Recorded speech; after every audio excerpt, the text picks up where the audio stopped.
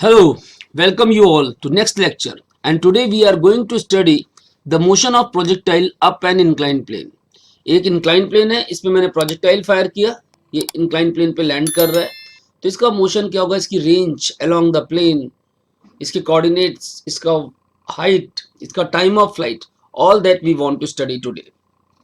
और कुछ और अच्छे questions देखेंगे along with the motion on an inclined plane, up an inclined plane, down an inclined plane, दोनों तरह से मोशन हम स्टडी कर सकते हैं. तो let us focus on to our notes. अब अपनी शीट पे ध्यान से देखिए. सबसे पहले मैं मान लेता हूं मेरे पास ये एक इंक्लाइन प्लेन है. This is incline plane. इसका एंगल ऑफ इंक्लिनेशन है अल्फा. आपने यहां से प्रोजेक्टाइल फायर किया यू स्पीड से. जब प्रोजेक्टाइल फायर किया यू स्पीड से तो प्रोजेक्टाइल यहां से गया और इस पे लैंड कर गया. इसकी रेंज आ गई r, इसकी हाइट आ गई h, टाइम ऑफ फ्लाइट है t. क्लियर. कोऑर्डिनेट्स बोले तो यहाँ पर ड्रॉप करिए परपेंडिकुलर. अगर ये r है अल्फा है तो ये x कोऑर्डिनेट होगा r cos अल्फा और y कोऑर्डिनेट होगा r sin अल्फा. ये सारी चीजें हम फाइंड आउट कर सकते हैं. अगर r पता चल गया तो वैसे ही पता है फिर हमें कोऑर्डिनेट. क्लियर. डेरिवेशंस भी कर सकते हैं, लेकिन पहले मैं आपको कुछ शॉर्टकट टेक्निक सिखाता हूँ ताकि आपको क्वेश्चंस रटने ना पड़े, बार बार कैलकुलेशन में टाइम ना वेस्ट हो. ध्यान से देखिए, ये जो वेलोसिटी u है, अगर मैं इस डायरेक्शन को x मान लेता हूँ इंक्लाइन के लॉन्ग और इसको मैं y मान लेता हूँ, तो ये एंगल अगर अल्फा है और total angle of projection from the horizontal वो थीटा है, तो जो एंगल ऑफ प्रोजेक्शन है वो कितना बना, this angle, this is what, theta minus alpha. कितना बना, थीटा माइनस अल्फा. अब u का कंपोनेंट x डायरेक्शन में क्या होगा, u x और इधर हुआ u y. इनकी वैल्यूज अभी लिख लेते हैं. यहाँ पर u x हो गया u cos theta minus alpha और y कंपोनेंट क्या हो गया u sin theta minus alpha. देखिए ये एंगल थीटा माइनस अल्फा है ना, तो x कंपोनेंट हो गया cos में और y कंपोनेंट हो गया sin में. एक्सीलरेशन की बात करें तो ग्रेविटी जो था एक्सीलरेशन, इसके कंपोनेंट्स क्या होंगे, x डायरेक्शन और y डायरेक्शन में. अब देखिए यहां पर ग्रेविटी लग रही थी नीचे जी, इसका कंपोनेंट इसकी डायरेक्शन में क्या होगा, ये एंगल अल्फा है, ये भी अल्फा, ये हो गया जी कॉस अल्फा और इधर आ गया जी साइन अल्फा. क्लियर. तो A X is what, negative direction में जी साइन अल्फा और Y is G cos alpha. ये चीजें हमें पता चल गई और इनको अगर मैं इक्वेशंस ऑफ मोशन में अप्लाई करूं तो मेरा पूरा का पूरा रिजल्ट आ सकता है. क्लियर. कैलकुलेशन तो कर ही सकते हैं. याद रखने वाली बात यह है कि आपने इंक्लाइन पे फायर किया, जब ये प्रोजेक्टाइल यूं गया तो इसकी स्पीड थी u, इसका एंगल था थीटा माइनस अल्फा, ये x कंपोनेंट है u cos theta minus alpha और इधर y कंपोनेंट है u sin theta minus alpha. I think it's clean. अब आप बताओ y मोशन के लिए कौन सा कंपोनेंट रिस्पॉन्सिबल होगा, हाइट के लिए ये, और रेंज के लिए ये वाला कंपोनेंट. अब मैं ट्रिक ये बता रहा हूँ, इतनी बातें तो हमें बिल्कुल क्लीन होनी चाहिए. ट्रिक ये है कि हाइट अगर मैं 1D मोशन पढ़ता था, 1D मोशन बॉडी गई और आई, तो हाइट थी कितनी, यू स्क्वायर बाई 2g. अब आप y एक्सिस के लॉन्ग पढ़ रहे हैं तो y कंपोनेंट्स लीजिए और पुट करना जरा वैल्यू. यू वाई कितना है, u sine theta minus alpha, इसका स्क्वायर करिए अपॉन 2g. g कितना है, g साइन जी कॉस अल्फा, ये वैल्यू होती थी और हाइट का फॉर्मूला आ गया. टाइम ऑफ फ्लाइट क्या थी, टाइम ऑफ फ्लाइट था 2u by ji Y Y. तो 2u कितना है, u sine theta minus alpha upon में ग्रेविटी की जगह आ गया जी कॉस अल्फा. क्लियर. तो फॉर्मूले तो डायरेक्टली आ रहे हैं मेरे पास, टाइम का फॉर्मूला ही आ गया, मतलब मुझे रटने की भी जरूरत नहीं है. अगर मुझे 1D मोशन थोड़ा सा भी याद है तो बस y कंपोनेंट ही तो पुट करने और y component theta minus alpha के टर्म्स में रिजॉल्व करना है, sign theta minus alpha u का, है ना, और ग्रेविटी का कंपोनेंट. क्लियर. अब बात आती है रेंज की. तो रेंज क्या होता है, x डायरेक्शन के लोग, तो x is what, ut plus half at square. ux कितना है, u cos theta minus alpha.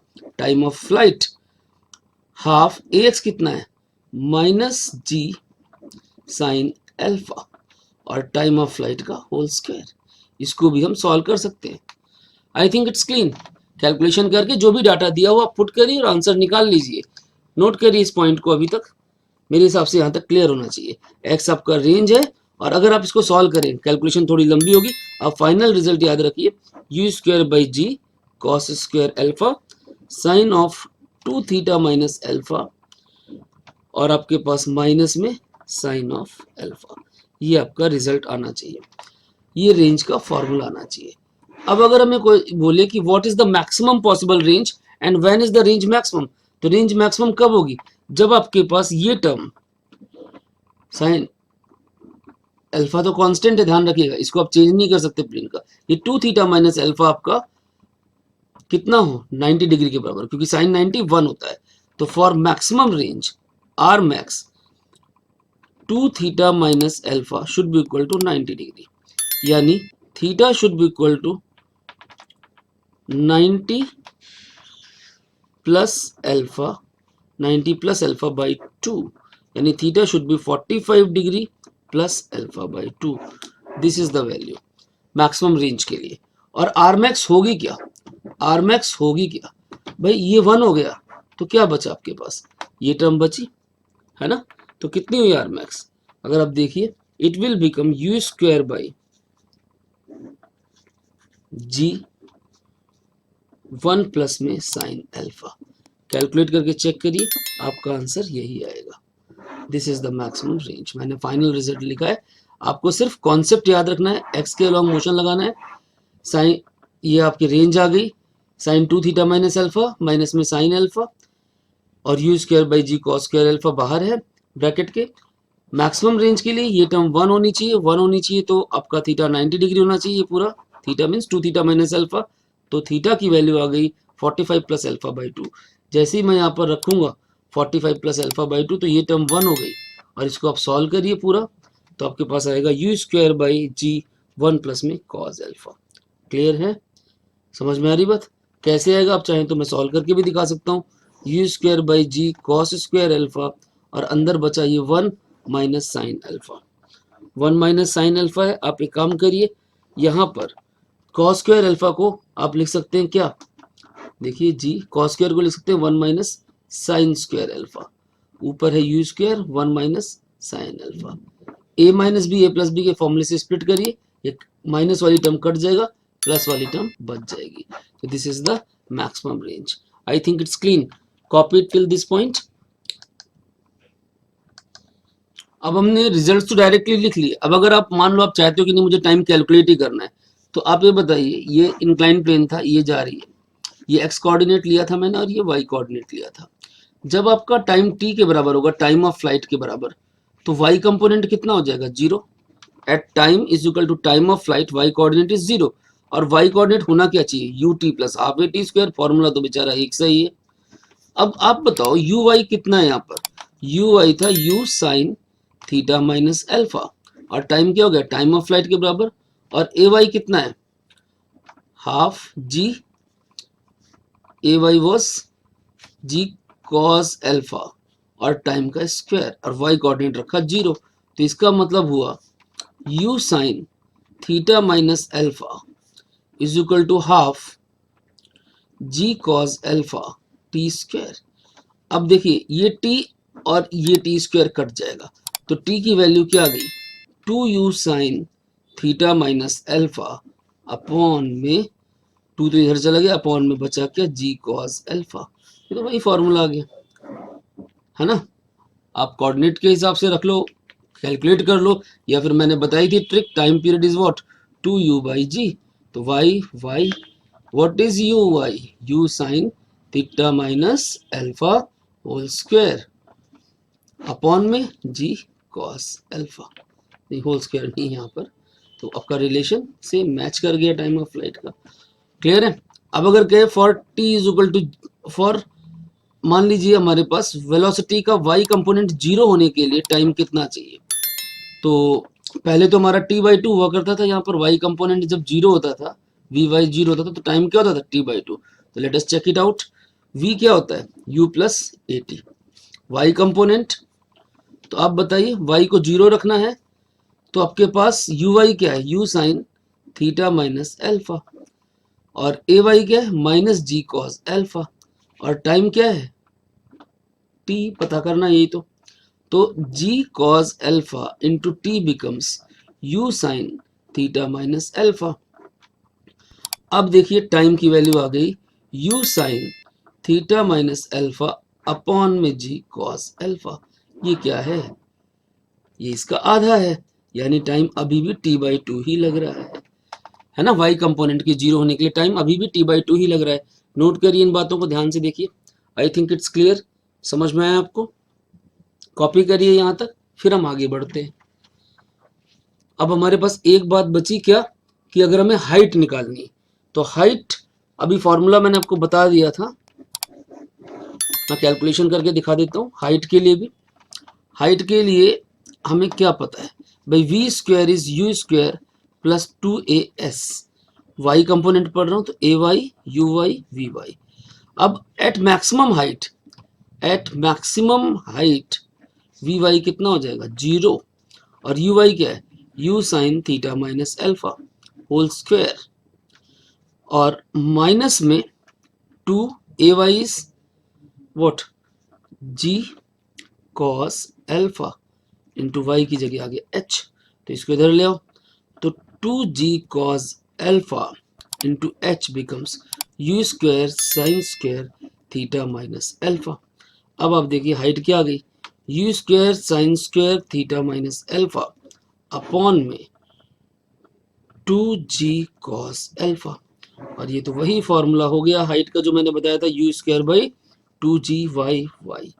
देखिए यू वाई का होल स्क्वायर ये आ गया, और जी वाई आपका ये आ गया 2 पहले से ये, तो ये हाइट का रिलेशन आ गया। आई थिंक इट्स क्लीन।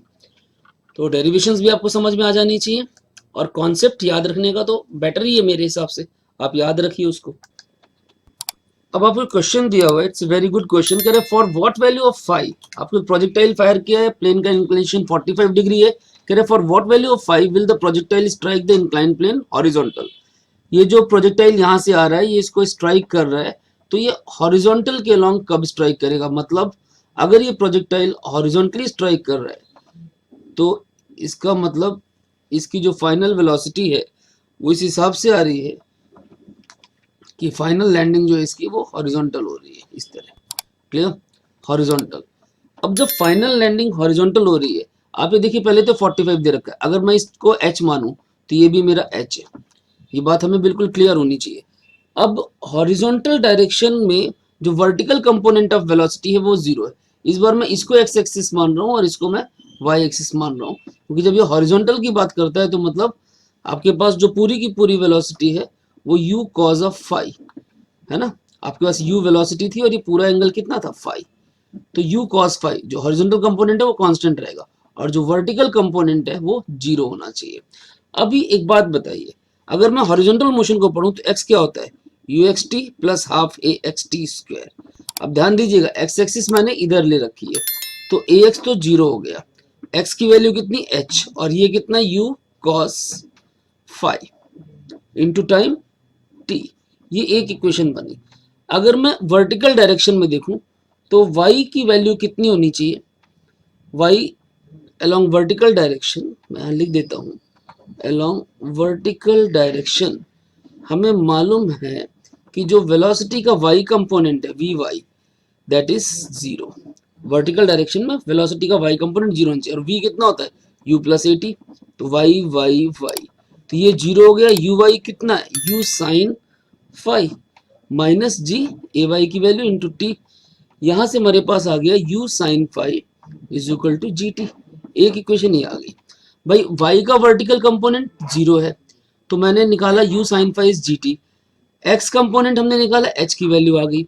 अभी एक बात बताइए, यहाँ पर अगर मैं h की बात करता हूँ तो h कितना होना चाहिए वर्टिकल डायरेक्शन में, y axis ut plus half a t square, तो ut plus half a t square, तो uy कितना है u sine theta t minus half g t square. भाई ये था वेलोसिटी, y कंपोनेंट क्या होगा uy t plus half a y t square, याद है ना। तो uy कितना हुआ u sine theta time t, a Y is minus g t square. अब यहाँ पे पुट करते हैं, h की वैल्यू कितनी है इक्वेशन 1 से, h की वैल्यू है u cos phi into t, और ई फाई है u sine phi into t minus half g t square, half g t square, g t अलग कर लो और एक टी अलग कर लो, और जी टी की वैल्यू अभी देखी कितनी, यू साइन फाइव, तो टी एक अलग कर दिया मैंने, तो जी टी की वैल्यू कितनी सेकंड इक्वेशन से, यू साइन फाइव।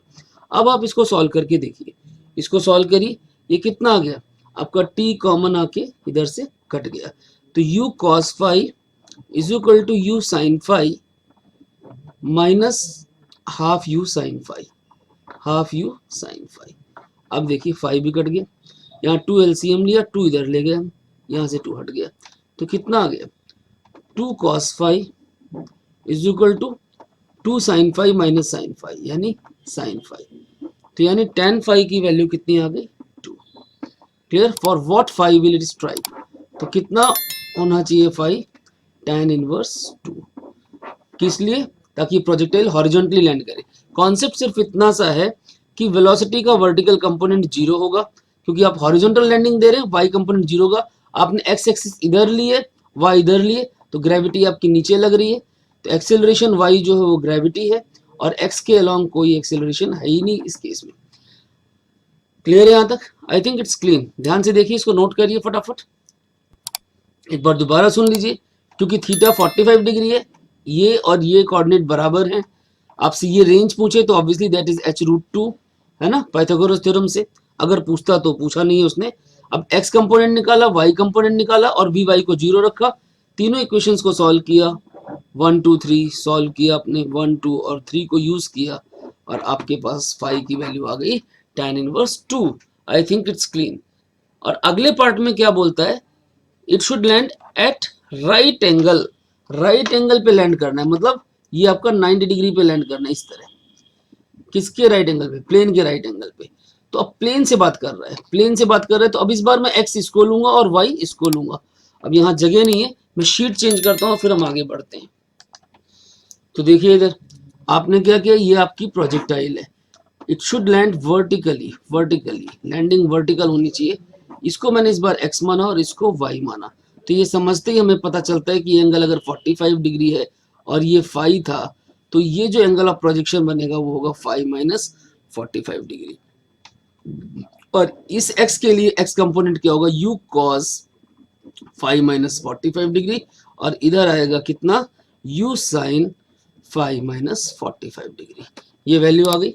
अब इसने कहा क्या है, it should land vertically, vertical landing इस प्लेन के होने के लिए आपके पास पूरा का पूरा वेलोसिटी y पे है और x कंपोनेंट कितना है, जीरो। समझ में आ रही बात, क्लियर, वेलोसिटी x कंपोनेंट यानी parallel to plane, component x component of velocity that is parallel to plane, जो कंपोनेंट है दैट इज जीरो, यस और नो।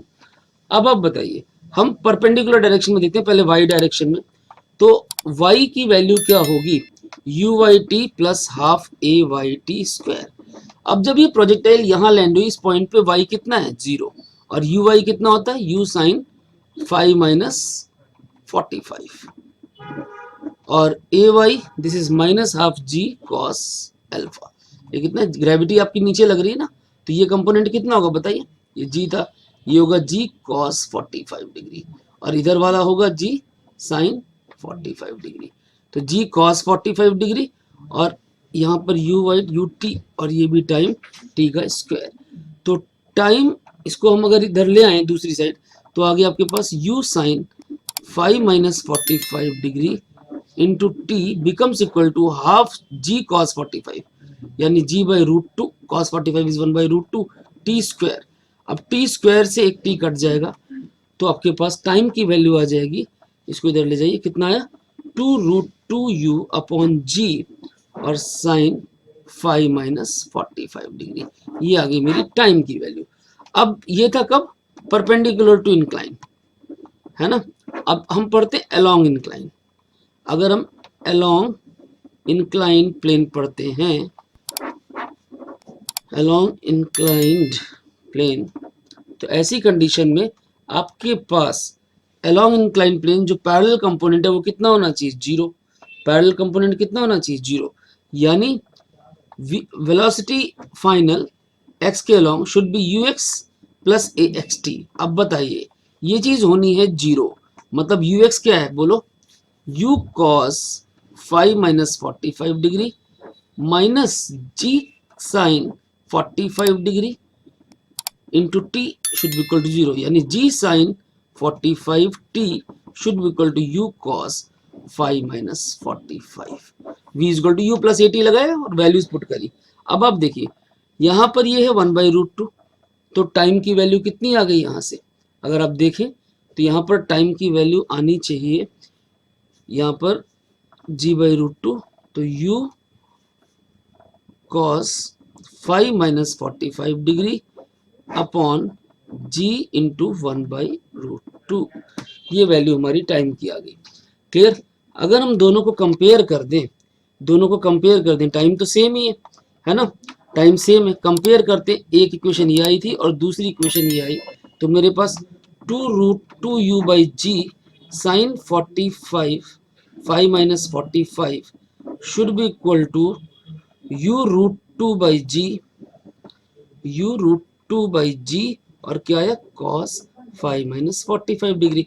अब आप देखो जी गया, यू भी गया, √2 भी गया, तो ये आ गया 2 sin 5 minus 45 degree upon cos 5 minus 45 degree is equal to 1, यही आ गया। अब tan 5 minus 45 degree is equal to 1/2, यानी tan 5 माइनस 45 कितना हो गया 1/2। अब हमारे पास tan 5 माइनस 45, इसको हम ओपन करते हैं, tan a माइनस बी का फॉर्मूला लगाएंगे तो क्या बनेगा, tan 5 minus tan 45 that is 1 upon 1 plus tan a tan b, यानी tan 5 और tan 45 तो 1 होता है, दैट इज 1/2। अब इसको सॉल्व करते हैं, 2 को ऊपर ले जाइए, कितना आएगा यहाँ पर करें, कितना आएगा 2 tan 5 minus 2 is equal to 1 plus tan 5, तो ये इधर गया, यानी tan 5 इज इक्वल टू 3। तो ये मेरा एंगल होना चाहिए कब, अगर इसको प्लेन के परपेंडिकुलर लैंड करना है। आई थिंक इट्स क्लियर, ध्यान से देखिए आप, समझ में आ रहा है, एक बार फिर से सुनिए। Perpendicular to plane y component 0 है और along the plane x component of velocity 0 है। दोनों को सॉल्व किया, टाइम की वैल्यू निकाली, कंपेयर किया 1 और 2 को, और सॉल्व करने के बाद आपके पास tan 5 की वैल्यू आ गई कितनी 3। आई थिंक इट्स क्लीन, ध्यान से देखिए इसको। मेरे हिसाब से आपको यहाँ तक समझ में आया होगा कि प्रोजेक्टाइल को इंक्लाइन प्लेन पे फायर कर रहे हैं तो कौन कौन सी बातों का अपने ध्यान देना है, जो ट्रिक्स बताई उनको याद रखिए and you can easily solve all the questions जो आपके एग्जामिनेशन में आते हैं, इनको अच्छी तरह से प्रैक्टिस करने के बाद। ठीक है, this lecture is complete, see you all in the next lecture.